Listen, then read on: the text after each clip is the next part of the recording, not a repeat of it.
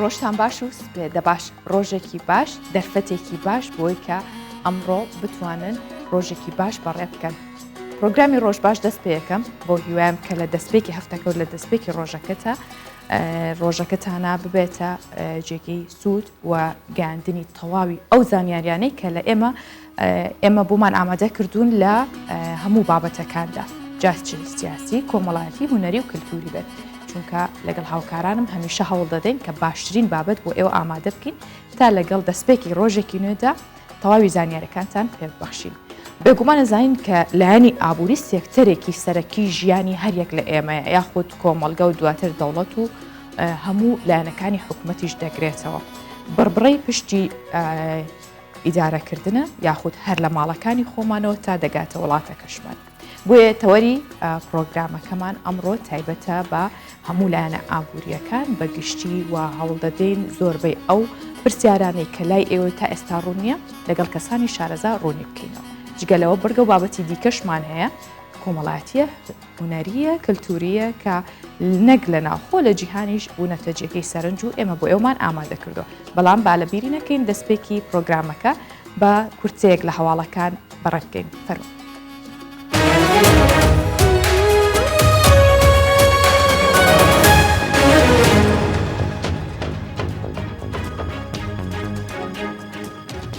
وەزارەتی ڕۆشنبیری داوای قەدەغەکردنی کۆنسێرتی هونەرمەندانی بیانی دەکات. وەزارەتی ڕۆشنبیری و لاوانی حکوومەت هەرێمی کوردستان لە نووسراوێکدا داوا لە وەزارەتی ناوخۆ دەکات. بەبێ ڕەزامەندی وەزارەتی ڕۆشنبیری و سەندیکای هونەرمەندانی کوردستان ڕێگە بە کۆنسێرت و ئاهەنگی هونەرمەندانی بیانی نەدات لە هەرێمی کوردستان ساز بکرێن. لە نووسراوەکەی وەزارەتی ڕۆشنبیری و لاوان ئاماژە بە هۆکاری ئەو بڕیارە نەکراوە. هاوکات بڕیارەکە لە کاتێکدایە بڕیارە چەند هونەرمەندێکی بیانی لە هەرێمی کوردستان ئاهەنگ و کۆنسێرت ساز بکەن.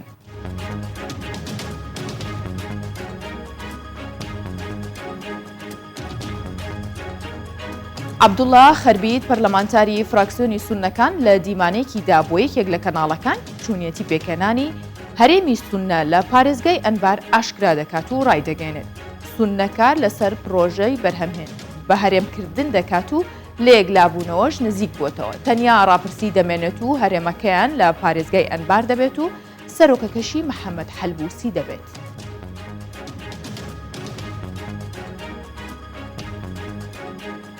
پرۆسەی هەڵبژاردنەکانی ئێران کۆتایی هاتوو بە 3 جاریش پرۆسەکە 6 کاتژمێر درێژ کرایەوە. هەڵبژاردننی سەرۆکۆمار و ئەنجومەنی شورای شار و گوندەکانی ئێران بەڕێوە چوو. بەپێی ئامارە نیمچە فەرمیەکان نزیکەی 40% هاوڵاتیانی ئێران دەنگیان داوە. ئەوەش کەمترین ڕێژەی بەشداریکردن لە هەڵبژاردننی لە 40 ساڵی ڕابردوودایە.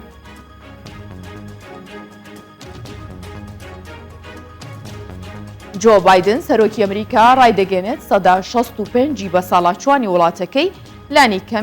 لانی کەم ژەمی یەکەمی ڤاکسینی دژی کۆڕۆنایان وەرگرتووە. سەرۆکی ئەمریکا ڕاشی دەگەێنێت پرۆسەی پێدانی ڤاکسین بە هاوڵاتیان زیاتر بووە و پرۆسەکەش بەگشتی خێراتر دەکەن. هەروەها سەرۆک وەزیرانی هۆڵەندا ڕایدەگەێنێت زۆربەی هاوڵاتیانی ڤاکسینیان وەرگرتووە و تەواوی ڕێکارەکانی خۆپارێزی لە کۆرۆنا لە وڵاتە هەڵدەگیرێت.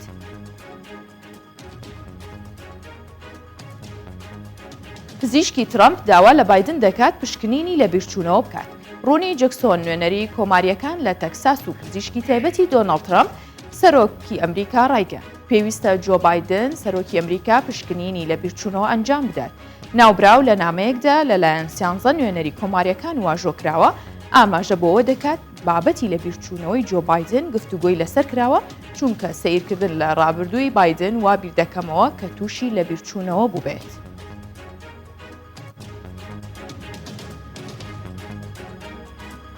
کورتەیەک لە هەواڵەکانم پێشکەشکردن.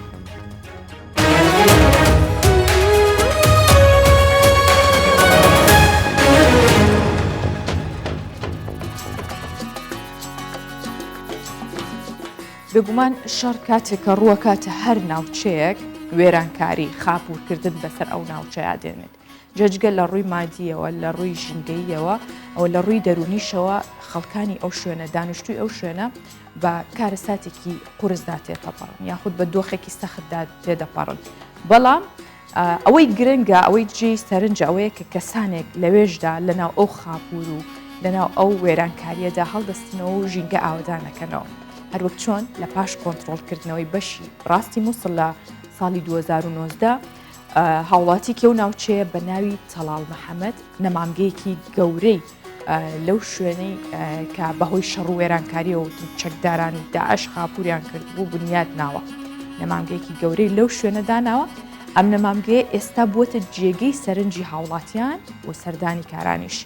وەک خۆشیە لەم هاوڵاتی باسی واکە ئەوەی جێگەی دڵخۆشیەتی ئەوەی وای کردو ئەو دڵی خۆش بەپێی ئەو سەردانی و گەشتیارانن کە لە دوهۆک و هەولێرەوە دێن وە پێشبینیش ناکەن لە کاتێکدا هێشتا کە ئاسەواری شەڕ لە ناوچەکە ماوە ئەو هەموو شوێنە خاپور بۆ بە تایبەت مووسڵ ئەم نەمامگە پڕ لە گوڵ و سۆزایی هەبێت.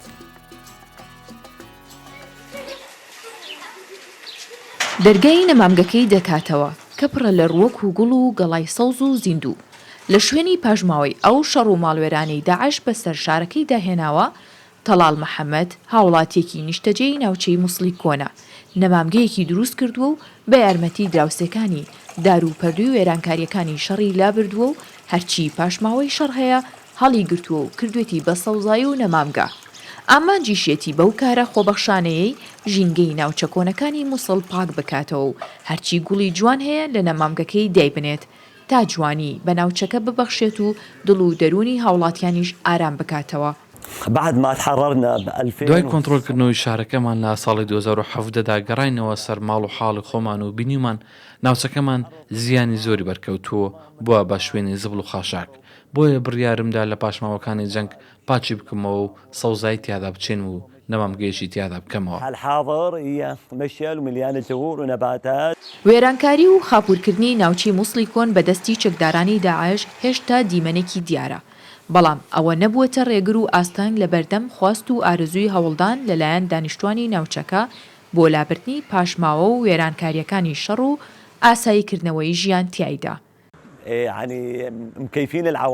کەسانێکی زۆر لە دەوەک و هەولێرەوە بۆ بینینی نەمامگەکە و کڕین و گوڵەکان سەردانم دەکەن چونکە بەڕاستی نەمامگەکەم جوانێکی سەرنجڕاکێشی بە ناوچەکە بەخشیوە تەنانەت کەسانی بیانیش بە هەمان شێوە سەردانی نەمامگەکەم دەکەن کا پێشبینی ناکەن لە کاتێکدا هێشتا ئاسەواری شەڕ لە ناوچەکە ماوە ئەم نەمامگەی لە یەکێک لە کۆڵانەکانی ناوچەی مووسڵی کۆن کراوەتەوە. پرۆژەکەی محەممەد تەڵال ساحب ناوازەیە و جوانیەکی زۆری بە ناوچەکە بەخشیوە تەنانەت بەهۆی کردنەوەی نەمامگەکەوە ژینگەی ناوچەکە گۆڕاوە. نەمامگەکەی ئەم هاوڵاتیەی مووسڵ بە یەکەم نەمامگە لە بەشی ڕاستی مووسڵ دادەنرێت کە دوای ڕزگارکردنی شارەکە لە بندەستی چەکدارانی ڕێکخراوی داعش بنیادی نابێت. نەمامگەکە لە ناوەڕاستی 2019دا کرایەوە 1,750,000 دیناری تێچووە و یەکەم نەمامگەیە کە دوای کۆنتترۆلکردنەوەی مووسڵ لە ناوچەکە بنیاد نراوە کە چەندین گوڵی جۆراوجۆری تێدا دانراوە. بەپێی نووسراوێکی بەڕێوەبەراتی چاودێری و بازرگانی دەبێت لە مودووە مارکێت و مۆڵەکان نرخی داشکانی کاڵاکانیان هەڵبواسن هەروەها بەکارهێنانی 50 دیناری 100 دیناری 150 200 زۆر جارکەی بینین لەسەر کەرەستەیەک لەسەر خواردنێک لەسەر ئەو شتانی کە پێویستە لە مارکێتەکە بیکڕین بۆ نمونە نووسراوە 7150 دینار ئەمە لە کاتی مامەڵەکردندا زۆر جار کە ئەچیتە لای کاشێرەکە بێگومان ئێمە ئێستا دراوی 150 بەکار نایەنین یاخود 100 دیناریمان نییە ئەمەوە کات کە 250مان لێ بسەرن نرخەکە زیاتر بێتەوە بەڵام بەڕێوەبەرایەتی وای کردووە کە ئەم مامەڵەیە قەدەغە بکرێت ئەم پرسە لەگەڵ چەند پرسێکی دیکە لەگەڵ میوانەکەمان بەڕێز مامۆستا نەوزاد شێخ کامیل کە بەڕێوەبەری گشتی بازرگانی هەرێمی کوردستانە دەکەم. بانیت باش مامۆستا بەخێر هاتی. ئێوەش باش زۆر سوپاس سڵاو لە بینەرانیشتان. بەخێر هاتی دووبارە. مامۆستا با بزانین ئەم بڕیارە چۆن درا و لەکەیەوە ئەچێتە بواری جێبەجێکردنەوە؟ بەڵێ سوپاس بۆم دەرفەتە جارێکە سڵاوتان لێبێت بینەرانی بەڕێزی کوردستان 24 هەروەک ئاگادارن ماوەی پێش ئێستا ئێمە بەڕاستی دراسەی بازاڕمان کرد لە مارکێتەکان بە تایبەت مارکێتە گەورەکان سەرمان دەکرد کە نرخێک هەڵواساوە ئەو نرخە ئەو ئەملەیە لە بازاردا نییە وەکو 990 دینار و 860 دینار و 760 دینار ئەمانە سەیرمان کرد مارکێتەکان لەسەر کەڵەکانیان دەینووسن بەڵام ئەو ئەملەیە لەناو بازاردا و لە لە عێراقیش تەبع نەکراوە بۆیە بیرمان لێ کردەوە کە فەرمانە دەرکەین یان ڕێنمایە دەرکەین بۆ چاودێری بازرگانی و ئاگاداری ئەو مارکێتە گەورەکان بکات کە ئەو نرخانە بەڕاستی ڕێکخەنەوە. ئێمە لە ئێستا لە عێراق و هەرێمی کوردستان 250 دیناریمان هەیە و 500 دیناریمان هەیە لەگەڵ 1000 دیناریە ئەو ملانەمان هەیە کەواتە دەبێت ئێمەش لە بازاردا ئەو ئەملانە بەکاربێنین و هاوڵاتی تووشی زیان نەبێ. بۆیە ئاگاداری هەموو بەڕێوە مارکێتەکانمان کردو لە ڕێی چاودێری بازرگانیەوە کە مۆڵەتیشمان پێداون چونکەوان ئەو نرخانیان لەسەر هەموو کاڵاکانیان نووسیوە دەبێت ماوەیەکیان پێ بدی هەتا ڕێکی دەخەنەوە دواتر و کاتە گەر ئامادە نەبوون ڕێکی خەنەوە کاتێ بەپێی ئەو ڕێنمای و تعلیماتانەی کە دامانە بێ ئیجراتێ لەگەڵا بکرێت چونکە ئێمە دەمانەوێت ئەو نرخانە بە شێوەیە بێ کە هاوڵاتیان زەرمەند نەبن بۆ مارکێتەکانی تووشی زیان نەبن ئەوەش بە ئاسانە چونکە ئەگەر ئێمە بمانەوێت ڕێکی خێنەوانێ مەسەلەن کابرا 1660 نووسیوە بیکا بە 750 یانێ و دەستن تێکەمەکات. باشە مامۆستا لەسەر چ میکانیزمێک ئێوە بۆیان ڕێکەخەنەوە لە کەیەکی شۆ ینی ماوەیەکی دیاریکراوتان بۆ داناون؟ ئێمە بەپێی منتقەکان بەپێی پێڕاگەیانەکانی ئەو مارکێتەیە مەسەلەن گەر ئەمڕۆ پێمان وتی بێت کە دەبێت ئەو نرخانە ڕێکخێتەوە ڕەنگە مانگێک ماونوکی مۆڵەت پێ بدەین هەتا کاڵاکانی ئەو نرخانەی لەسەر لا دەبان نرخی نوێ دادەنێ چونکە ناکرێت تا سەر بەم شێوەیە بڕات و بەردەوام بێت دەبێت ڕێکخرێتەوە باشە. لەگەڵ لانەبردننی ئێوە چ ئیجراتێکی لەگەڵ ئیجرات ئێمە بەپێی ڕێنمایی مەسەلەن قۆلاق یەکەم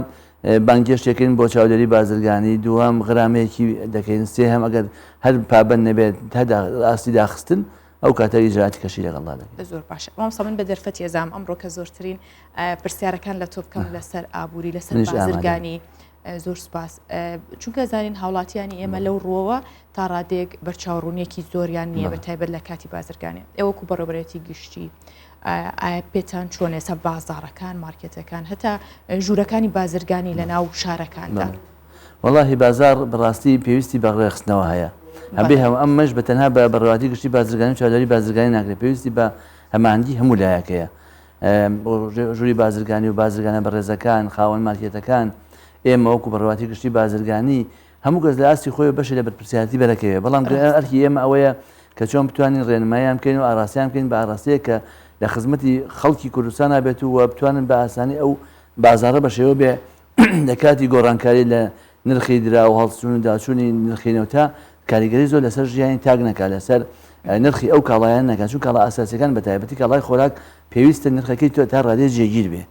بۆیە لەسەر ئەو مەسەلەیە ئێمە یەکەم هاانی بازرگانەکان دەدەین بە بەردەوام کاڵای کوالتی بەرز و باش بێن هەرێمی کوردستان عادەتەن کە کاڵا لە بازارە زۆر بوو نرخ بەرز نابێتەوە بەڵام کە کاڵا لە بازارە کەم بوو نرخ بەرز دەبێتەوە بۆ ئێمە هاانی بازرگانەکان دەدەین لایەکەوە بەردەوام کاڵا بێنن و خۆشماندانی جوتیارەکان و بەرهێنەکانی خۆشمان دەدەین کە بەرهەمی ناوخۆی زیادکەن بەڕاستی ئەوانە چونکە ئەگەر بەرهەمی ناوخۆی زیاد کرد بەرهەمی ناوخۆی دووسێ سفاتی باشە یەکەم بە مادەی کیمیاوی پەروەردە نەکراوە سروشتیە لە ڕووی تەندروستی و ڕەنگە باشتر بێ دووەمیشیان تۆ ئەگەر ئەو کاڵایی بەرهەمی یێنی تۆ بیکڕیت معنای وایە تۆ بەرهەمی جوتیارێکە کڕیوە بەرهەمی کەسێکی خۆماڵیت کڕیوە هەان دەدرێ بۆی کە بەرهەمەکانی زیاد کە وردە و دەگەشە بە بەرهەمی ناوخۆی بدرێ ڕاستە ئەو بەرزنمێژ دۆلارە زۆر نابێت تۆ زانی چۆن تۆ ئەو پارەیە لە ناو خۆتات مداوە لە پێیەکەی ناینێت دەر ئێستا ئێمە کێشەمانەوەدایە هەرچی پارە پیاکەم حکوومەتی هەرێمی کوردستان دەبێت بیکە بە عملەی سابۆ بینێتە دەرەوە بۆی کاڵای پێبێنێ بەڵام کاڵاکان لە ناو خۆمانە بەرهەم بهێنرێ خۆمان دەیکڕین خۆشمان ناو خۆمانە مداوای پێکەین نرخەکە ئاڵەگۆڕی زۆر پێ ناکرێت بازرگانی تاچی کاڵایەکی یەنێت نرخێکی زۆر دێتێتە سەر ئەمە گۆمرکە ئەمە لەلایەکەوە جاری وایە تاخیر دەبێت غرامەی دەکرێتە سەر جاری وایە نرخەکەی لێ لە وڵاتی بەرهەمهێنەوە بەرز دەبێتەوە بەڵام کاڵاکان ناو خۆتە هەبوو بە دڵنیاییەوە ئەو کاڵایە نرخێکی گونجاوی دەبێت و نرخەکەش لە ڕووی کوالتیشەوە و لە ڕووی تەندروستیشەوە سودی دەبینێت ڕاستە مامۆستا زۆر جارە بینی نەچینە مارکێتێکەوە جاگەر جلوبەرێک بێ خودت پێویستی ڕۆژانە بێت ڕێژەیەک لە داشکاندنیان نووسیوە بەڵام دواتر ئەوە نییە یاخود کڕیار دووچاری ئەو دوودڵیا بێتەوە ئێوە چۆن چاودێریەکانتان چڕ کردوتەوە لەسەر ئەو شوێنان یەکێ لە ڕێنمایەکانی ترمان ئەوەیە کە چی بکەین بۆ داشکاندنە بەڕاستی ئێستا ئاگاداری هەموو ئەو شوێنانەمان کردووە کە یانەوەی داشکاندن بکەن دەبێت پێشوەخت بە ڕێوەبەری چاودێری بازرگانی ئێمە ئاگادارکەن بۆی بزانین ئەو کاڵایی کە داشکێنێن نرخەکەی لەکوایە و چەند بووە ئەوە بیا بە چەند دوو مەسەلەن لە هەند لەسەر مارکێتەکە دەنووسێ دای دەخەین یا داشکاندنێکی شێتانە یا داشکاندنێکی زۆر گەورە بەڵام کە ئەچێتە ناو ئەسلی مەسەلەکە وان نییە ئەوانەیە ئەو نرخە هەر ئەو نرخە بێت بەڵام بۆیە واکایەوێت مەسەن شێوازی لە شێوازەکانی هەڵخەڵەتاندن بۆ هاوڵاتی دروستکە یا ئەو نرخەی کە نووسێتی لە ساعتی داشکاندن لە سا 50 داشکاندن کەچیتە ناوە ئەو داشکاندن نییە بۆیە بەڕاستی ئەمانەیە ئەمەش کۆنتترۆلکەین ئێستا ڕێنماییمان دەرکردەوە بۆ هەموو ئەو مارکێتانەیە یا ئەو شوێنانەی کە دەیانەوێت داشکاندن بکەن بێن دەبێت پێویستە لە پێشەوە ئەو کاڵایی کە دایشکێن چییە پێشتر نرخی چەند بووە ئەتەوێ بیدەی بە چەند ئێستا ئەمجا لە ژێر چاودێری ئێمە ئەو لە نرخەدا پشکێ و لەسەر مارکێتەکانیش لافتەیەک هەڵنەواسێ کە سەرنجی خەڵک بە شێوەی ڕاپکێشێ کە بە بیخەڵەتێنێ دەبێت فعلەن ئەوەی کە لەسەر مارکێتەکە هەڵدەنووسێ ئەگەر لە 150 داشکاندن یا لە 140 داشکاندنە دەبێت فعلەن لەخوا لەناوەوە ئەو داشکانەی کردبێت ئەگەر نەکرێت پێچوانە ئێمە ئیجادی لەگەڵا دەکەین باشە مامۆستا ئەمانە بێگومان زۆربیان خاوەن مۆڵەتن هەندێکشیان خاوەن مۆڵەت بین ئێوە لە ماوەی ئەم ساڵەدا خود لە ماوەی ڕابردوودا چەند مۆڵەتی بازرگانیتان ناوە بڵێ خۆ دەزانێت یەکێ لە ئەرکەکانی سەرەکی بەڕێوەتی گشتی بازرگانی ئەوەیە مۆڵەتی بازرگانی دەدەن ئێمە لەگەر بەراوردکەین مە ساڵی ڕابردوو لەم مانگەدایان لە 5 مانگی ڕابردووی ساڵی 2020 ئێستا لە ساڵ 2020 تقریبا 2300 مۆڵەتماندا بوو بەڵام ئێستا زیاتر لەو بڕەمانداوە کە ئەمە جێگای دڵخۆشیە زیاتر لە 200 مامەڵە لە ساڵی ڕابردوو فەرقیە هۆکارێکەشی دەگەڕێتەوە بۆ بوونی کۆرۆنا لە ساڵی ڕابردوودا تۆزە تونند و تۆڵکردنی دەواازەکان هەبوو بازرگانەکان کەمترە چونە دەرەوە بەڵام ئەم ساڵ تقریبا 485 مۆڵەت تا مانگی 5 مانگی 6 هێشتا حساب نەکردووە تقریبا نزیکەی 2485 مۆڵەتی بازرگانیمان داوە بە بازرگانەکان بەدەر لەوە 349 مۆڵەتی بازرگانیمان داوەتە ئەو کۆمپانیانی کە سیارە دێنن زیاتر لە 1990 سیارە هاتوۆتە ناو هەرێمی کوردستان ئەم ساڵ ماوەی ئەم 5 مانگەدا هەموو ئەمانە پێمان دەڵێن دەرخەری ئەوەن کە ڕێژەکان بۆ بازرگانی و ئەمامەڵی بازرگانی بەرەوسەرە باشە مامۆستا باسی ئەوەت کرد سیارەبانی لێرە باسیەوە بکەین ئایا ئەو ئۆتۆمبیلانەی کە دەهێنرێنە ئێرە و ئەوانەش کە پێشینیان نیە ئێوە چیتان کردو ئایا کۆنتترۆلی ئەوە شەکەنەوە وەزارەتی ناوخۆ کۆمەڵی ڕێنمایی داناوە ئەو ڕێنمایان دەبێت لە دەواازە سنوورەکان و لە گومرکا جێبەجێکرێ ئێمەش ئەو مۆڵەتە بازرگانیان دەدەن بەو کۆمپانیانەی کە سیارەی بڕاوە سیارەی لێدرا و ئەو سیارە کۆنەکان نێنن ژێر ئەو کەوتو نەبێ کۆمەڵی مواصفات ئێمەش دامان ناوە کە تعارض ناکات لەگەڵ تعلیماتەکانی وەزارەتی ناوخۆ و گۆمرک و مرور باشە زۆر جار ئەو ئۆتۆمبیلە لە وڵاتێکی دەرەوە بە نرخێکی زۆر هەرزانترە بەڵام لە هەرێمی کوردستان یعنی خەیاڵیە نرخەکەی ئەمە هۆکاری چیە چۆن ڕێکە خرێتەوە حەقا یاخود ئێوە چاودێریتان کردو و بەو شێوەیە ئەزانین چۆنە ئێمە بەڕاستی دەمانەوێت سیارێک بێتەوە وڵاتەوە کە بە کەڵکی بەکارهێنان بێ نەک سیارەیە بێت ئێرە دەوێت خۆی تێک چوو بێت و بە کەڵک نهات بێت ئێرەش شوێنەکەمان لێ بگرێ دەمانێت سیارێکی باش بێ بە کوالتێکی باش بێ بەڵام ڕێشوێنیش گیراوە هەم لە ڕووی باجەوە هەمیش لە ڕووی ئەو مواصفاتانەی کە پێویستە ئەو سیارەی هەیبێ بۆ هێنانی لەبەر ئەو مواصفاتانەوەی کە هەندێک جار لە ڕووی باجەوە مەسەلەن نرخێکی زیاتر دێتە سەر و ئەو نرخە لەوێ ئەگەر بە نرخێکی کەمتر کڕابێتی لێرە بۆ مەسائلی مروری پێویستی بە کۆمەڵی ڕێکار هەیە دەبێت بگرێتە بەر ئەو بارانە سەری و هەندێک جار خەڵکیش بۆ قازانج دێنە قازانجی دەخاتە سەرکەوتە هەم باجەکانی دەچێتە سەر هەمیش قازانجی دەچێتە سەر بۆیە نرخی ئەو سیارەیە بەرز دەبێتەوە بەڵام لە هەموو حاڵتەکە ئەوە گومرک و وەزارەتی ناوخۆ و مرور لەسەر ئەوە کۆکن مەسەلەن بە نرخێکی بۆ نرخێکەیەت بەڵام خۆ بازارش لە ئازادە ناتوانێت ڕێگری لە خەڵک بکەی بڵێ ناوی بەو نرخە بیفرۆشی ئەو مهمە ڕێکارەکان ئەو سیارەیە کە ئەو مواصفاتی ئەو ڕێگەنمایانەی ئەوان پیانوتووە بەو مواصفاتە بێتە ناو هەرێمی کوردستانەوە ئەو کاتە ئازادە هاوڵاتی ئەتوانێت ئەو سیارە نەکرێکە گرانە سیارە بکرێت کە مۆسەد بێ مامۆستا نەوزاد با بینە سەر بابەتێکی گرنگ کە گەنمی جوتیارانە بێگومانە سەر جوتیارانی هەرێمی کوردستان چاویان لەوەیە بزان گەنمەکان چۆن ساغە بێتەوە حکوومەتی ڕاقی چەندیان لێ وەرەگیرێت یاخود لە ماوەی ڕابردوودا چۆن بوو ئەم ساڵ چۆن کاریتیا ئەکرێت بەڵێ سوپاس بۆم پرسیارە دیارە ئەوکو ئاگادارن ئێمە لە ساڵ 2014 گەنمی جوتیاران درا بە حکوومەت بەڵام پارەکەی نەدا ئەوە بوو پاش هەوڵێکی زۆری هەموو لایەنەکان بە تایبەت وزارەتی بازرگانی و پەرلەمان و هەموو ئەوانەی کە دەستیانێ سوپاسیان دەکەین هەوڵ درات لە مانگی سێدا 268 ملیار دینار زیاتر هات هەرێمی کوردستان کە بریتی بوو لە بەشێکی ئەو پارەی ساڵانی ڕابردوو ئێستا ئەوەی کە ماوە لای حکوومەتی عێراقی تا ئێستا 307 ملیار زیاتر پارەمان ماوە بەشی دووەمی ئەو پارەیە گەنمەکەمان تسلیم کردووە بەڵام پارەکەمان وەرنەگرتووە لە چەند ڕۆژی ڕابردووە وەفدێکی وەزارەتی بازرگانی عێراق لێرە بوو کۆبوونەوەمان هەبوو لەگەڵیانە ئەو مەوزوعەمان لەگەڵا باسکردنەوە بڕیاریاندا کە چونەوە ئەنجومەنی وەزیران لە ئەنجومەنی وەزان ئەو مەوزوعە باس بکەن بۆی ئەو بەشەی کەش ئینشاءالله لە نزیکترین کاتە بۆمان بنێرن لە ڕێگەی سایلۆکانمانەوە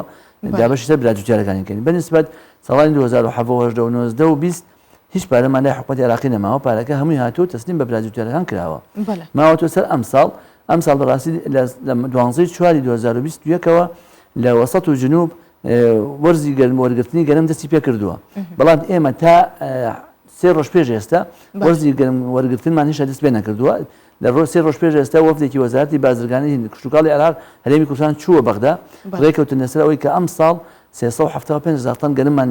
لێوەرگرن لە هەرێمی کوردستان ئێستا ڕێکارە ئیدارەکان ماوەڕێکارە ئیدارەکان ئەوەیە کە دەبێت وەزارەتی کشتتوکاڵی هەردوو لا هی هەرێم و هی بەغدا سیدی براژوتیارەکان بدەن بە ئێمە وەکو وەزارەتی بازرگانی ئێمە ژەیدێنە سایلۆکانی هەموو ڕێکارێکی ئیداریان وەرگرتووە بۆ ئەوەی نیشانیان پێکێناوە بۆی کە ئەو سیدیانە گەیشتە دەستیان بەپێی ئەو نسبەی کە بۆیان دیاریکراوە بۆ جوتیارەکە بڕی ئەو گەرمیان لێ وەردەگیرێت و لە سایلۆکانە هەڵدەگیرێت دواتر چەکیان دەدرێتێ ئەو پارێکی لە بەغاوە دێ بە وەکو چۆن ساڵانی ڕابردوو پارەکان دەدرێتێ بەڵام تا ئەم لەحزەی کە لەگەڵ جەناب تا قسەکەین هێشتا سیدیەکان نەگەیشتون بۆ هێشتا وەرزی وەرگرتنی گەنم لە هەرێمی کوردستان دەستی پێ نەکردووە بەڵام ئایندێکی ڕوون هەیە بەڵام لەم چەند ڕۆژی ئایندا ئینشاڵڵا نزیکانە دەست پێ دەکات باشە مامۆستا نەوزارزانی حکوومەتی هەرێمی کوردستان زۆر کارەکانی چڕ کردوتەوە لەسەر سێکتەری کشتتوکاڵ بە تایبەت سایلۆکان بەڵام لە ماوەی ڕابردووە خەڵک بەگشتی گلەیی هەبوو گازەندەی هەبوو لەگەڵ لەسەر جۆری ئاردەکە لەبەرەوەی هۆکارێکیەوە بوو کە گەرمەکە باش هەڵمانگیری ئێستا چۆنە ئەو گەرمی ئەگات یاخود جوتیاران تەسلیمێکن و دواتر ئەو ئاردەی ئەگاتە دەست کڕیار و هاوڵاتی چۆنە کوالیتێکی باشی هەیە لە ڕابردوودا ئێمە کێشەی سایلۆمان هەبوو بەڕاستی لە هەموو کوردستان ڕەنگە 3 سایلۆ هەبووی بەڵام ئێستا لە هەرێمی کوردستان 8 سایلۆ هەیە کە گەنم هەڵەگرێ عادەتەن سایلۆش جیهازی پێشکەوتوی تێدایە بۆ ئەوەی کە گەنمەکان بەردەوام هێنەکات هەڵەگرێ بۆ ئەوەی کە تووشی حەشەرات و شت نەبن و دائیمە ماوادی پێ دەکەن ئێستا کێشەی هەڵگرتنی گەنممان نێنە کوردستانە 3 سایلۆکەشمان ئەم ساڵ تەواو دەبن و ئینشاڵڵا لە ساڵی ئاینداوانیش گەنم وەردەگرن کە تقریبان توانای هەڵگرتنی 120,000 تەنیان هەیە ئەو 3 سایلۆیە لە کۆی ئەم 8 سایلۆی پێشوشمان توانای هەڵگرتنی 660 هزار تەنی هەیە کەواتە تقریبان ئەمەچێتە نزیکەی 750 تەن 1000 تەنێک ئەم بڕە زۆر باشە بۆ هەرێمی کوردستان ئێستادا بە دەردەوەش کە 3 سایلۆی کەرتی تایبەتی ژەوە کرێتەوەوانێ ئەوانیش نزیکەی 500,000 تەن گەنمەتوانن وەرگرن و هەڵیگرن لە سایلۆکانیانە کەواتە کێشەی هەڵگرتنی گەنممان نابێت کێشەکەمان لە چیدایە کێشەکەمانەوەدایە گەنمی هەرێمی کوردستان گلۆتینی کەمە گلۆتینەکەی دەبێت بە پێستاندا لە 27 و 28 کەمتر نەبێ بەڵام گەنمی هەرێمی کوردستان گلۆتینەکەی لە ساڵ 24 تێناپەڕێ هۆکارەکەی ئەوەیە کەش و هەوای هەرێمی کوردستان فێنکتە و شێدارە سنووکی سەڵی هەیە ئەم سنووکی سەڵی پێش ئەوەی گەنمەکە بدروێتەوە لەلایەن جوتیارەکەەوە ئەو سنووکی سەڵی زرر لە گەنمەکەدا گەنمادێکی سپی هەیە ناو گەنمەکەدا ئەوە دەخوە کەەوەی خواردی شتێکی وان نامێنێتەوانە کە پێز بدا بە گەنمەکە بۆی ئاردەکە بێ بەنان بۆیە لە ساڵانی ڕابردوودا کە ئاردی هەرێمی کوردستان باش بوو گەنمیان ئیسرا دەکرد لە دەرەوە گەنمێکی باش دەگەڵام گەرمی خۆمان تێکەڵیان دەکرد و ئاردەکە جوان دەرەچوو 2 ساڵە ئیسرات نەماوە گەنمەکەی خۆمانە گەنمەکەی خۆشمان ئەوە حاڵێتی هەندێک پێشنیار هەبوو بەڵام پێشنیارەکان هەرچی پێشنیارە دا بنەی بۆ ئەوەی کە گەنمەکە باش بکەی موادی کیمیایی تێکەوێت موادی کیمیایی زیانی بە تەندروستی خەڵکەگەێنێت بۆیە پێمان چاکە هەر ئەو گەرمەی خۆمان ئەگەر بێ پێزیش بێ بخورێ باشترە لەوە لە ئاخر ڕێنماییشە ئێستا لەسەر خەتی لەسەر ئەوە بەڕاستی گەنمی ئاردی سپی کە ئێستێتە ناو بازار و پڕیشە لە بازار نانەوەکانیش بەکاری دێن بەڕاستی و ئاردە سپیە هەست دەکرێت کە مادەیەکی تێدایە کە زیان بە تەندروستی هاوڵاتیان دەگا بۆیە لێرە وەکو هۆشیارێک بۆ هاوڵاتیان کار دەکەین ئاردە بۆرەکە بەکار بهێنن لە جێتی ئاردە سپێکە هەم لە ڕووی تەندروستیەوە باشە هەمیش کاریگەری لەسەر هیچ شتێک نابێت وە مادەکانی ئاردی زۆرترە لەوەی کە مادەیەکی تێدا بێت باشە مامۆستا زۆر جار ئەو خۆراکانی کە لە بەخشە خۆراکی مانگانە هاوڵاتیان وەریەگرن گلەییان لەوەش هەیە هەم ئاردەکە و هەم بابەتەکانی دیکە ئایا هەمویان لە دەرەوەیان یاخود ئاردەکە لە ناوخۆیەوە چۆن چارەسەری ئەواکەن بشن یاخود بڵین بەشە خۆراکەکان کوالەتێکی باشیان هەیە کە هاوڵاتی وەری بگری و پشتی پێ ببەستێت ئێمەش لە ڕابردوودا و گلەیەمان هەبوو بەنسبە ئاردەکە بۆم ڕوون کردیتەوەن کە هی خۆمانە ئێستا لە 100% هیچ لە دەرەوە نایەت هەمووی هی هەرێمی کوردستانەوە بەکاردێتەوە کەمی شێشە جاری وایە لە مناقلەمان بۆکەن لە مەخمورەوە لە کەرکووکەوە گەنمی کێنین و بەکاری دێنین و دێنن بە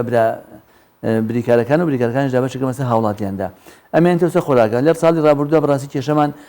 لەسەر برنجەکە بوو برنجەکە خراپ بوو بەڵام ئەم ساڵ وەزارەتی بازرگانی هەموو ئەو کۆمپانیای ساڵانی ڕابردوو ئیشیان کردووە تەندەریان کردەوە بۆ برنجێنان ئەوان گۆڕیوە ئێستا خۆیان ڕاستەخۆ سەرپەرشتی دەکەن و کۆمپانیای بڵێن نیشتیمانیان هەیە کە دەتوانن ئەو برنجە بێنن هەرچەند تا ئێستا ئەم ساڵ 1 جار برنج هاتووە ئەم ساڵبوار بۆ معلوماتی جەناب و بینەرانیش مانگی یەک هیچ بڕەخۆراکی نەدرا بە هاوڵاتیان لە عێراقدا لەبەرەوە بوجە مسادقە نەکرابوو لە سەمانگی سیا بوجە مسادقە کرا تعویزیش نەکراوە تا ئێستا نەخێنەوەڵا باسییان نەکرد مانگی دوو شەکرەکە هاتووە زەیت تەواو نهاتووە مانگی سێ شەکر و زەیت هاتووە مانگی چوار شەکر و زەیت هاتووە بە بەردەوامیش دابەش نەکراوە لەم نزیکانە ئینشاڵڵا دابەش دەکرێت یەک برنجی هاتووە برنجەکە پاکستانی و ئۆرۆخوایە ئەوانیش هێشتا بە تەواوەتی هەموو بڕەکە نەگەیشتووە بەڵام لە سلێمانی دەستمان کرد بە دابەشکردنی و خەڵکی زۆر گلەی لێنێ تا ئێستا گلەیمان بۆ نهاتووە بڵێم برنجە بە کەڵکی بەکارهێنان ڕازین لەو تقریبا ئێمە وەکو وەزارەتی بازرگانی هەرێمی کوردستان لەم کۆبوونەوەی کە لەم ڕۆژانە لەگەڵ وەزارەتی بازرگانی عێراق باسمان کرد داوامان کرد کە لە کاتی کڕینی ئەو مەوادانە بەڕاستی نوێنەری هەرێمی کوردستان تێدا بێ ئەوانش ئامادەیان تێدایە کە هەر کاتێ ئەوان بیان ئێمە بمانەوە کە ئەو شتانە بێت بە دڵنیاییەوە نوێنەرمان بانکەن لە ساڵانی بۆ ساڵانی ڕائیندا بەس تا ئێستا نوێنەری هەرێمی کوردستانی تێدا نەبووە خۆیان وەکو وەزارەتی بازرگانی خۆیان بەرپرسیارەتیان هەڵگرتووە چیان هەیە و چیان نییە بەڵام وادیان پێداوین کە هەر مادەیەک بێ ئێستا زەیتەکە لەگەڵ کۆمپانیای ئاڵتونسا ڕێکەوتون کە لە هەرێمی کوردستانە هەیە ئەوان زەیتی ئاڵتونسا دەدەن بە بریکارەکانی ئێمە بریکارەکانی جابەشێکن بەسەر هاوڵاتیاندا بۆ شەکرەکەش کێشەی نییە بەس ئەمێنێت و کێشەی ئارد و برنجەکەمانەیە ئینشاڵڵا ئەوەش شتێکی وا دێن کە بە کەڵکی خواردن بێت باشە مامۆستا وەزارەتی بازرگانی باسی لەوە کردووە ڕایگەاندووە کە بە شەخۆراک بۆ 7 مادە زیاکرێت ئەو مادانی دیکە چیە زیاکرێەوە بە چ کوالێتیەکی شەبێت بەڵێ هەندوای ئەوەیە وتمان زەیت و شەکر و برنج و ئاردمان هەبوو تا ئێستا لە مانگی ڕابردوو وەزارەتی بازرگانی عێراق ڕایگەیاند دەڵێ دۆشا و پاقلەمەنیش زیاد دەکەن دۆشاوەکە بۆ هەموو خێزان نەفرێک 400 گرام زیاد دەکەن لە مانگی حوتەوە بەحساب بەرنامەکە هەیە دەست بکەن بە جێبەجێکردنی بۆ هەر نەفرێکی 1 کیلۆ پاقلەمەنەکە نیسک و نۆک و فاسۆلیایە یان 1 کیلۆ دەدەنێ لەو 1 کیلۆیە ئیتر تۆ دەوێت لەوانەیە بڵێ 9 کیلۆ بۆ نەفرێک 9 کیلۆ فاسۆلیا و 9 کیلۆ نۆک داواکە یان 9 کیلۆ نیسک و 9 کیلۆ فاسۆلیا داواکەی مهمەیە بە هەردووکیان کیلۆیەک بێ بۆ هەر نەفرێک ئەوە داوا دەکەیت ئەوە دێت لە ڕێی بایعەکان دابەش دەکرێت و ئێستش بۆ هەر بۆ بەرچاوڕوونی جەناب و بینەرانیش بۆ هەر نەفرێک 3 کیلۆ برنجە شەکرەکە بۆتە 1 کیلۆ و 400 گرام دۆشاوەکە 400 گرامە و ئەو پاقلەمەنیش کە باسمان کرد بۆ هەر نەفرێک کیلۆیەکە ئەمە لە مانگی ئەمە لە مانگی حوتەوە بەحساب دەست بەجێبەجێکردنیکردن و ئەم وەزیرە کە لەم ڕۆژانەشە لێرە بوو ئەویش تاکیدی کردەوە ئینشاءڵڵا لەگەڵ خۆراکی مانگی حوتە ئەویش دێت بەڵێ زۆر باشە مامۆستا بۆ هیواین کە هەمیشە چاودێریەکانتان چڕتر بکەنەوە لەسەر کوالەتی خواردنەکان لە بەرەوەی هەرێمی کوردستان و هاوڵاتیان شایستی ئەوەن کە باشترینیان پێ بدەن. زۆر سوپاس باسی چاودێریم بۆ نەکردین چاودێری ئێمە لە مانگی ڕەمەزانە نازانم جەنابتان ئاگادارن حرەکەیەکی زۆر باش بۆ لەسەر ئاستی هەرێمی کوردستان ئێستاش ئەو حرەکەی سارد نەبووینێتەوە بەردەوامین لە ماوەی ئەم 5 مانگەدا ئەگەر بەگشتی پێ و بڵێم زیاتر لە 177 تن خۆراکی ماوەی بەسەرچوومان دەست بەسەراگرتووە لە ناوبراون زیاتر لە 31 ملیۆن دینار غرامەی ئەو خەڵکانەمان کردووە کە سەرپێچیان کردووە زیاتر لە 30,000 سەردان بۆ هەموو مارکێتەکان و بازارەکان کراوە کە هەموو ئەمانە زیاتر لە مەسەلەن 600 داخستنمان هەبووە ئەمانە هەمووی نیشانەی ئەوەیە کە بەڕواتی چاودێری بازرگانی کەسەر بەڕواتی گشتی بازرگانین حرەکەیەکی باش دەست پێ کراوە بە دڵنیایی سەرفەنسەر لە کەس ناکەین هەر کەسێک مادەی خراپ و کوالتی خراپ و نزم بێنێتە ناو مارکێتەکان دەستیش بەسەردا دەگیرێت و ئیجراعاتی یاساییش لەگەڵدا دەکرێت. بۆ هیواین هەمیشە بەردەوام بن و سەرکەوتوو بن لە کارەکانە زۆر خۆشحاڵ بووینە بڕۆ کە میوانی پرۆگرامی ڕۆژ باش بەخێر هاتن دووبارە زۆر سپاس. ئێستا با بەیەکەوە بزانین ڕەوشی کەشوهەوای شارەکانی کوردستان چۆنە.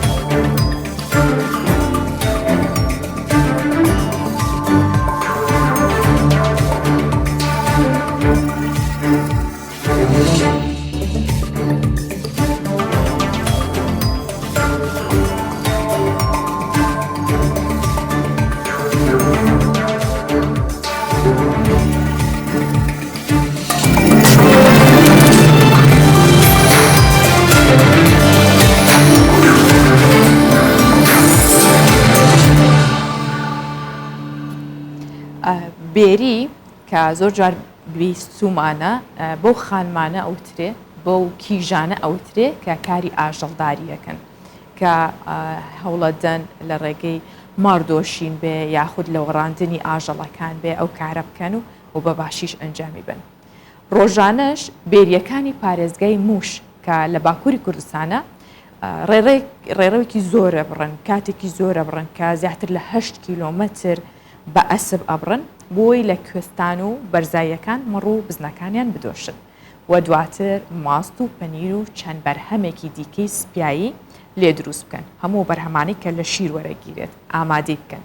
بێریەکان خۆیانەڵێن کە کارەکە سەختە بەڵام ئەوە بژێوی ژیانی ئەوانە و ناچاریشن ئەوە بکەن. با ببینین سەرێک لە باکوور بن بزانین بێریەکان چۆن ژیان دەگوزەرێنن. ماوەی زیاتر لە 30 ساڵە بەشێک لە ئافرەتانی پارێزگای موشی باکووری کوردستان ڕێگایەکی 8 کیلومتری بە سواری ئەسپ و بەشێکی دیکەی ڕێگاکەش بە پیادە دەبڕن بۆ ئەوەی لە کوێستانەکان و بەرزایی چیاکانەوە ماڕ و بزنەکان بدۆشن و چەندین بەرهەمی سپیایی وەک ماست و پەنیر و لۆر لە شیری و ئاژەڵانە دروست بکەن. هەموو ڕۆژێک لەگەڵ کازیوەی بەیان لە خەو هەڵدەستین و لەگەڵ بێریەکانی گوندەکەمان بە سواری ئەسب بەرەو کوێستانەکان بەڕێ دەکەوین و لەوێ مەڕوو بزنەکان دەدۆشین.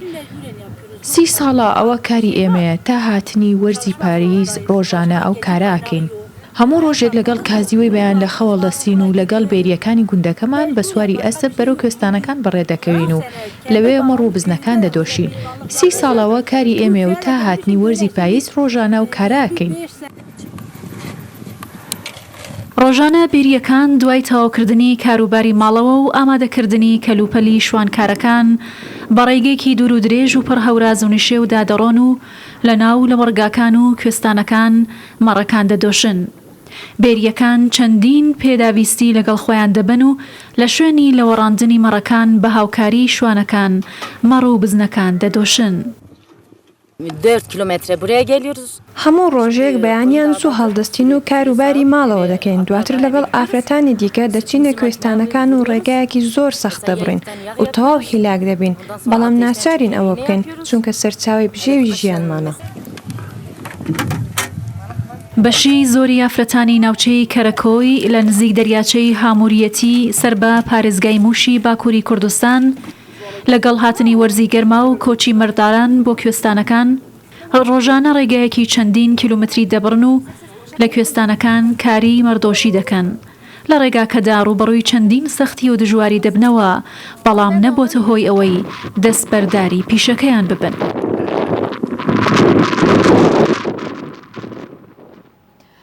هێشتا لە باکووری کوردستان ئەمێنینەوە جێی نایڵین بابزانین دوایەوەی کە ئەم خانمانە کە ئەم بێریانە یاخود ئەم باردارانە ئەم کاراکەن ئەچنە کوێستانەکان بۆ لە وەڕاندنی ئاژەڵەکانیان دواتر ئەو بەرهەمەی کە کۆیەکەنەوە چۆن لە بازاڕەکاندا ساغی دەکەنەوە کە لە بازاڕی شتومەک و بەرهەمی خۆماڵی خانمان لە یاخود بڵێن ژنان لە شانلی کاراکۆپری کە لە ڕەحایە لە باکووری کوردستان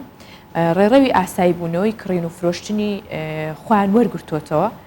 دەستیان کردووە بەوەی کە ئەو کەلوپەلانە بفرۆشن چونکە لە دوای لاوازبوونی کارەکانیان بەهۆی قەدەغی هاتوچۆوە بڵاوبوونەوەی ڤایرۆسی کۆرۆنا ئەم بازاڕە لە باکووری کوردستان بە تەواوەتی پەکی کەوتبوو. بەڵام ئێستا بازاڕەکە لەلایەن ژنان بە بەرهەمە دەست کرد و خۆماڵیەکانیان دووبارە کڕیارانیان بەلای خۆیاندا ڕاکێشاوەتەوە بەرهەمی جۆرا و جۆریشان هەیە بابەیەکەوە بیبینین. لە کەرەکۆپرەی پارێزگای ڕەحای باکووری کوردستان لە ماوەی چەند ساڵی ڕابردوو بازاڕێک بۆ ژنانی ناوچەکە کرایەوە. ژنان دەیانتوانی بە بەرهەمە دەستی و خۆماڵیەکانیان جگە لەوەی بژێوی ژیانیان دابین بکەن ئەوە پەرە بە توانەکانیان بدەن. ڕاستە ئەم بازاڕە توانی دەرفەتێکی باش بۆ ژنان دابین بکات بەڵام بەهۆی بڵاوبوونەوەی ڤایرۆسی کۆرۆنا و قەدەغی هاتوچۆی بازاڕەکە و فرۆشیارەکانی کارەکانیان ڕاگرت. Burada kendi ürünlerimizi standımızda sergiliyoruz. لەسەر ئەم ستاندا ئێمە بەرهەمەکانمان نمایش دەکەین و خۆشحاڵی بەکارەکانمان زۆر سوپاسی ڕێکخەرانی ئەم بازاڕە دەکەین. ئەوە بۆ ئێمە گرنگە کە لێرە بتوانین توانەکانمان دەربخەین و بیفرۆشین بێ ئەوەی کرێ شوێنەکە بدەین و واتە ئێمە بێ بەرامبەر لێرە. ئێستا بازارەکە بەڕووی کڕیاران و گەشتیاران دووبارە کراوەتەوە بەو جیاوازیەی کە بەرهەم و کارەدەستیەکان زیادی کردووە. ئەمەش بەهۆی ڕۆژانی کەرەنتین کە دەرفەتی بۆ خانمان هێنایە ئاراوە کە زیاتر لەسەر تواناکانیان کار بکەن و کاتەکانیان لە کاتی کەرەنتین بە دروستکردنی کاری دەستی و بەرهەم و بیرۆکەی نوێ تێپەڕێنن. ئێستا لە بازاری تایبەت بە خۆیان نمایشی دەکەن. بازاری کارەدەستیەکانی ژنان لە ڕەحات تەنیا بازارێکی ئاسایی کڕین و فرۆشتن نییە، بەڵکو وەک پێشەنگایەکی کولتوری تایبەت بە ناوچەکە لەلایەن گەشتیارانەوە سەردانی دەکرێت. ئەمە شوای کردووە هەموو جۆرە بەرهەمێکی ئۆرگانیکی خۆماڵی وەک وشکە و تەڕی تێدا دەست بکەوێت. بازارەکە تایبەتمەندی بە ناوچەکەش داوە. Biz el emeği ürünlerimizi sergiliyoruz. هەموو بەرهەمەکانی ئێرە خۆماڵین، هەر لە بەرهەمە وشکەکانی وەک بەهارات، بیبەری ڕەش و سوور کە ناوچەکەمان بەوە بەناوبانگە تا دەگاتە بەرهەمە تەڕەکان وەک ئاوی تەماتە و تورشیات. گرنگیکەشی لەوەیە هەمویان ئۆرگانیکن و نوێن و مادەی پارێزەری خۆراکی تێدا نییە. داوا لە ژنانی ناوچەکە دەکەم بێن و تواناکانیان نمایش بکەن. ئەمە تایبەتی بە ناوچەکەمان دەبەخشێت و گەشتیار بە خۆی ڕادەکێشێت.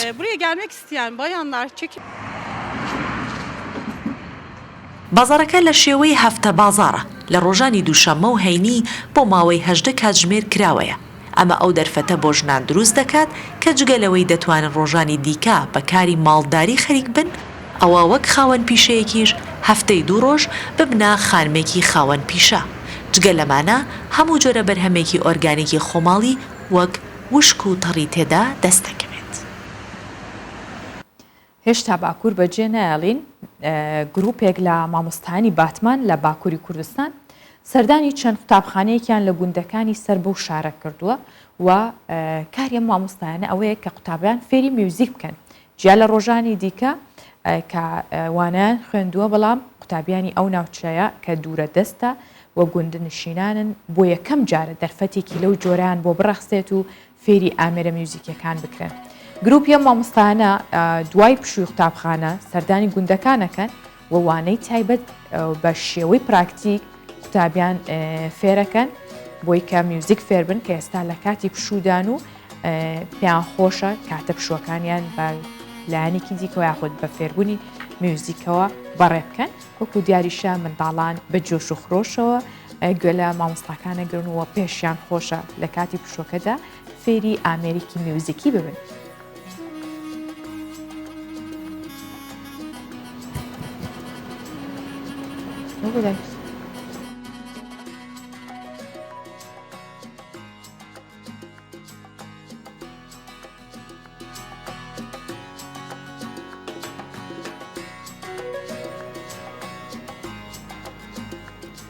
ئێستا بابزانین بەهای دراوە بیانەکان و نرخی زر لە بازارەکانی هەرێمی کوردستان چۆنە وەک چۆن ئەمڕۆیەمە زۆربەی بابەتەکانمان یاخود باسەکانمان لەسەر ئابووری بوو زانین بەهای دراوەکان چەندێک جیاوازی بەخۆیەوە بینیوە و تا چ ڕادێکیش گۆڕانکاری بەسەردا هاتووە کە $100 ئەمریکی هاتوۆتەوە سەر 148,850 دیناری عێراقی و 100 یۆرۆ 170,750 دیناری عێراقی، 100 پاوەند و 108,000 دیناری عێراقی، 100 لیرەی تورکی 17,410 دیناری عێراقیە و 100,000 تومانی ئێرانیش 6,340 دیناری عێراقیە. مسقالێک زێر ئایار 24 زانین چۆنە 443,000 دیناری عێراقیە و مسقالێک زێری ئایار 21 388,000 دیناری عێراقی و مسقالێک زێری ئایار 18 325,000 دیناری عێراقیە.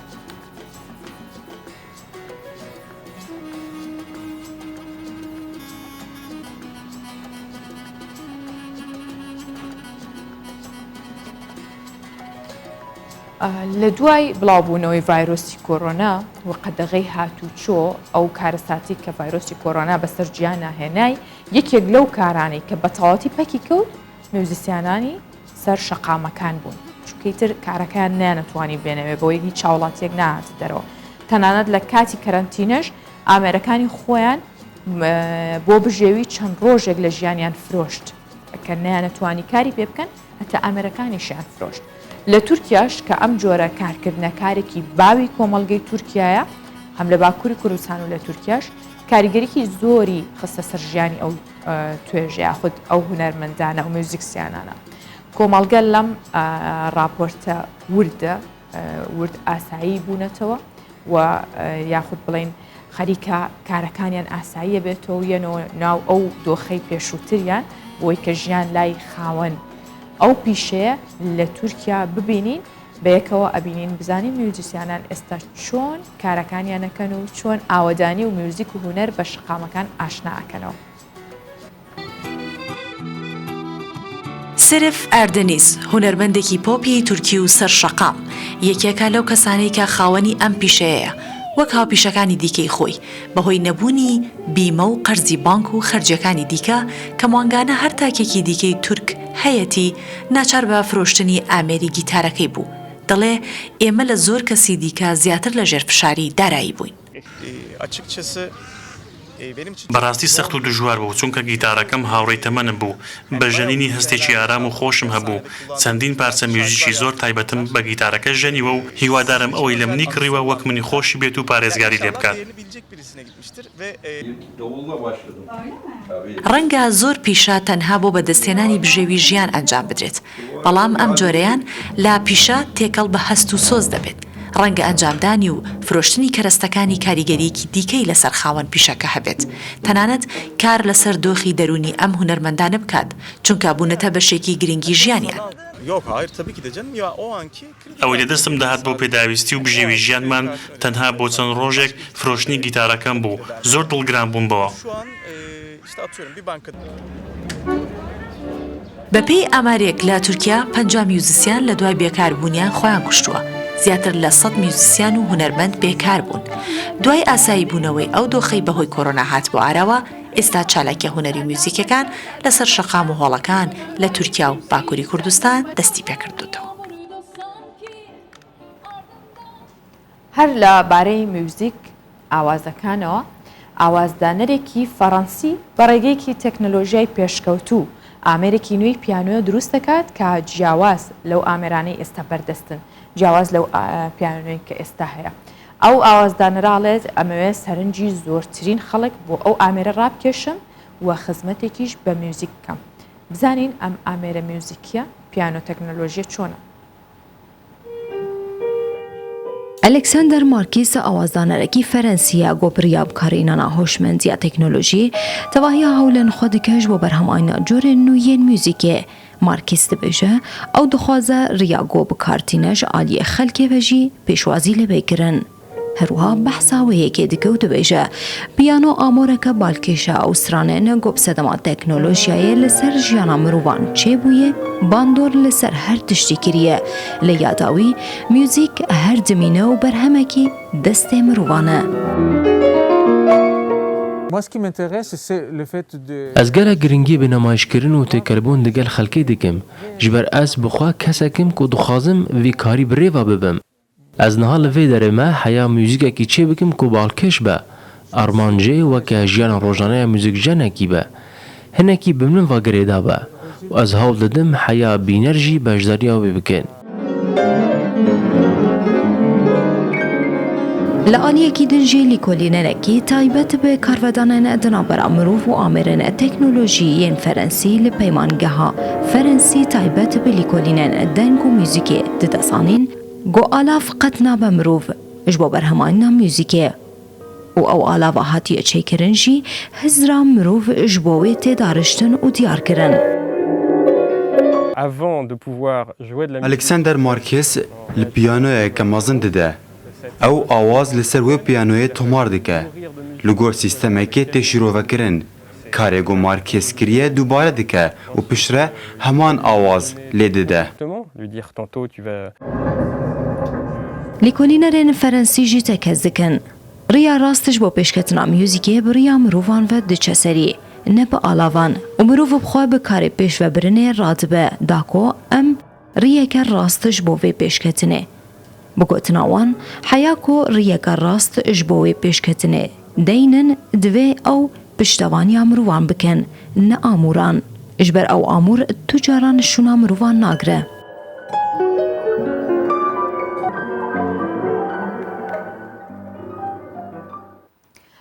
ئامێری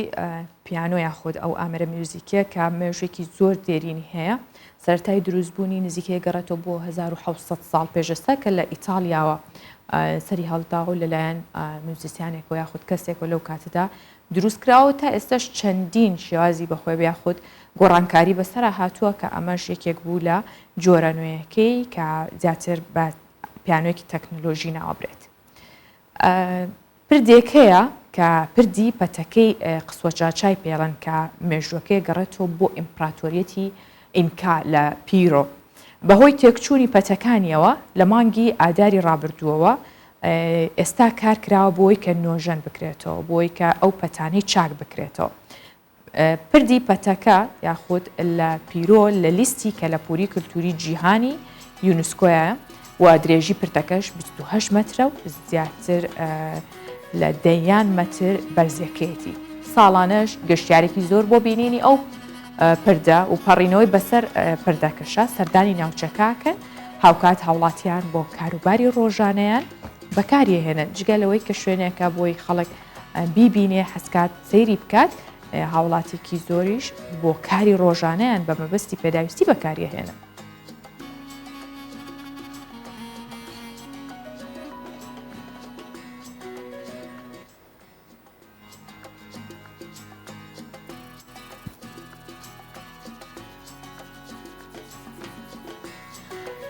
ئەمڕۆ باسی هیچ خواردنێکم بۆ نەکردن یاخود سوودەکانی بەڵام لە بیرم نەکردووە ئەو خواردنانەی کە سوود و زیانیان بۆ ئێسک هەیە کامانن بۆ ئێوەی باس دەکەم. ئێسکێکە یەکێکە لە بەشە سەرەکیەکانی جەستەی مرۆڤ بۆیە بێت پارێزگاری تەواوی لێ بکرێت و ئاگاداری ئەو خواردنانەش بین کە بنە هۆی زیانگەاندن بە ئێسکەکان و بە پێچوانەشەوە گرنگی بەو خواردنانە بین کە بۆ ئێسک بەسوودن. پسپۆڕانی بواری ئێسک و تەندروستی چەند خواردنێگە خەنە ڕووکە سوودی زۆریان بۆ ئێسک هەیە و پتەویانەکات ئەوانیش گرنگیدانە بە قەرنابیت و کەلەر چونکە ئێسکە پارێزن بەهێزیەکەن. هەروەها چەرەسات سەرچاوێکی سەرەکی بەهێزکردنی ئێسک و دڵێکی تەندروستیشە لەگەڵەوەیە. پاقلەونی سکونۆک و ماش واتە پاقلەمەنیەکان هەموو ئەوانە ئەو خواردانن کە دەوڵەمەندن بە پرۆتین بۆ بەهێزکردنی ئێسک سوودی زۆریان هەیە.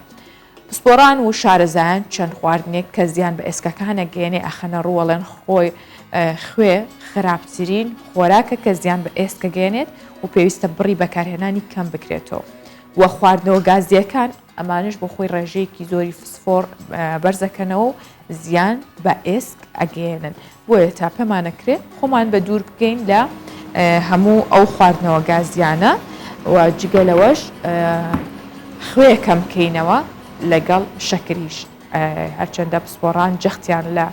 بەکارهێنانی خوێ کردوتەوە کەم بکرێتەوە چونکە زیانی بۆ ئێسکەکان هەیە.